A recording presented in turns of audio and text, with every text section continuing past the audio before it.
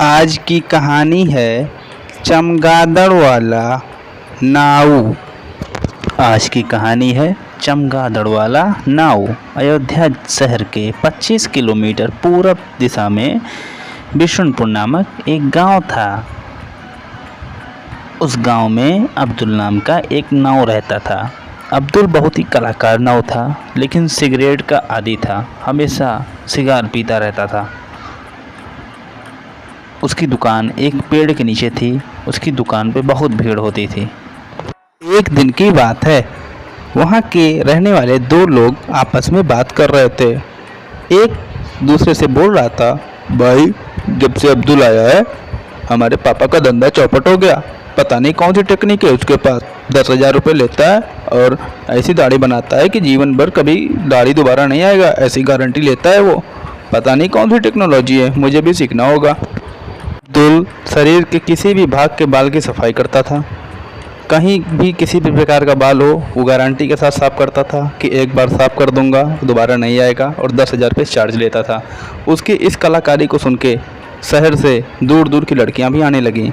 अब उसका धंधा बहुत बढ़ गया और देखते ही देखते अब्दुल करोड़पति हो गया।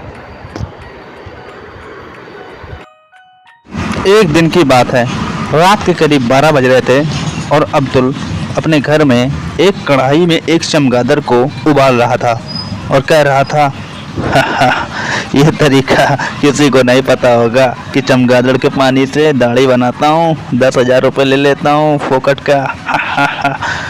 इम्तियाज नाम का एक शख्स जंगले से झांक कर सारे दास्तान को देख रहा था और समझ गया था कि माजरा क्या है।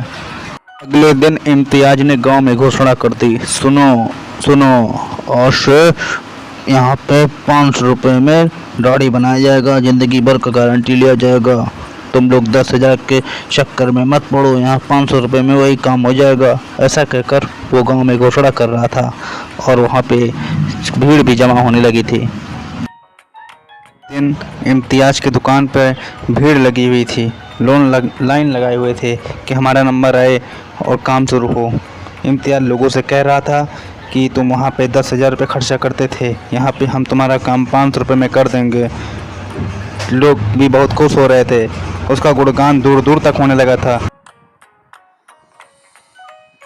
उधर इम्तियाज की दुकान पर खूब भीड़ लगी हुई थी और अब्दुल के सारे ग्राहक इम्तियाज की दुकान पर चले गए।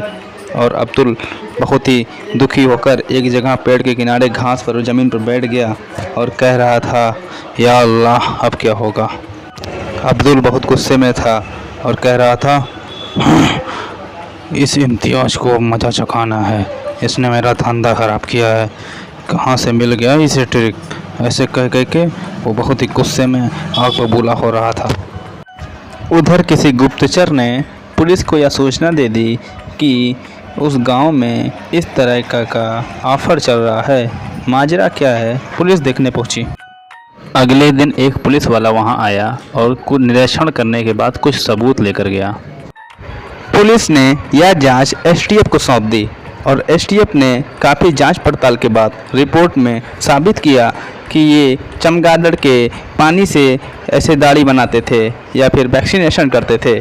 और फिर ये भी पता चला कि ऐसा करने से कैंसर का खतरा हो जाता है। तो जज साहब ने इन दोनों को आजीवन कारावास की सज़ा सुना दी। दोस्तों, गलत काम का गलत नतीजा होता है।